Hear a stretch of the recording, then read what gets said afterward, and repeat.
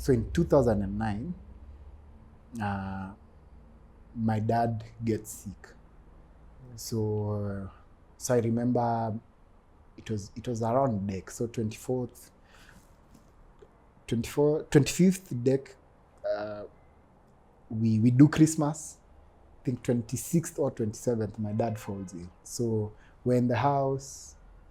He's getting very confused about some things, because I remember he had gone to hospital and they said like he had high blood pressure. They're giving him meds. Then all of a sudden, like we hear that he's fallen somewhere. So we go reach him. Then we take him to Hosi, and he was like in a coma for like 2 months in Kenyatta. So that was a very interesting experience. Because you see, like you've seen your dad healthy all along, and this is not something you're needing. But my dad was like the sole provider for like the household.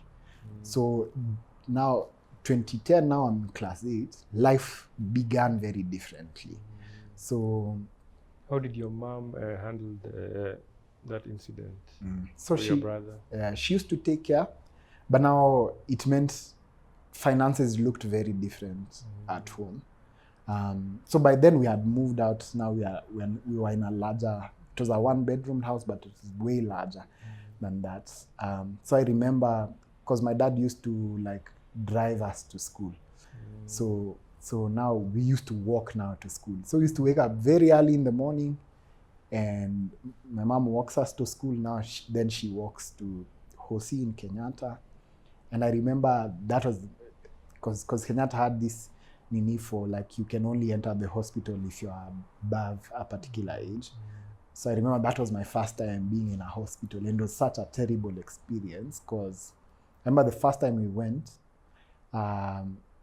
my dad couldn't recognize me. So now even crossing over to the new year was such a difficult thing. So by then my sister had been born, and my last born brother had just been born. So he was like a few months old. So that same thing I was saying about responsibility, it's dawning on you that you don't know how your dad is going to be after this. So you're wondering, is it what will my life look like? So we cross over to 2010, and the first like term was very difficult, because yes, he was released from Hosi, but it was like a slow recovery. So there was a lot in terms of even having conversations with teachers. It's like, oh, you've not paid for this, and having to have that kind of, hey, my dad is not doing well at this particular point. So that period of his illness was very interesting for me. First, it made me hate Christmas, because it happened on Christmas.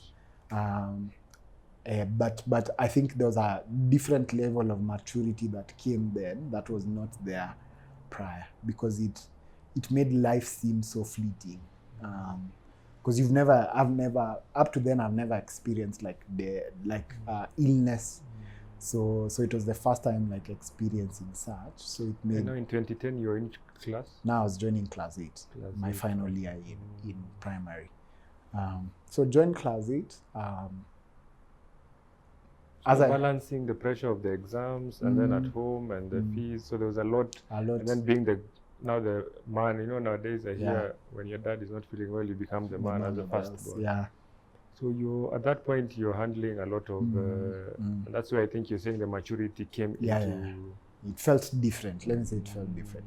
But you see, school for me, as I mentioned, the reason was I was saying as average, school never felt difficult. I was like, if you're good at it, you're good at it. If you're not good at it, and I never had the notion of there are things you need actually to put effort in. So there were subjects I was very good at, then there were subjects I was not very good at, and they balanced themselves out somehow when I did my exams. Then another interesting thing is I retain a lot of things when I write down. So our teacher had this interesting thing of showing you how to do composition. She used to like find out the best compositions in Kenya, then she writes them, then you copy paste.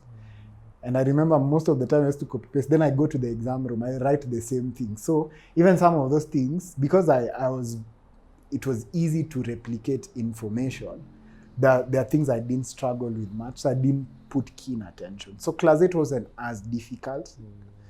First, as I mentioned, I didn't have like any particular desire to go to high school. But also because I knew I'll pass science. I knew I'll pass GHC. I knew I'll pass English. I knew I'll fail Kiswahili and math. They'll just meet somewhere and sort themselves out. So I do my KCSE and KCPE. So I got 317. And me, I was chill. My dad was the one who was like, what are these? Me, I was like, me, I'm where I've always been. So I was called to a day school in Nairobi.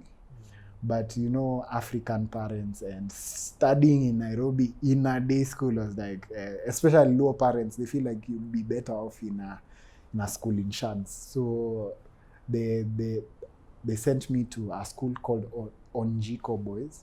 Onjiko Boys. Yeah. So it's in Where is that? Kisumu. So now there is when I did my high school.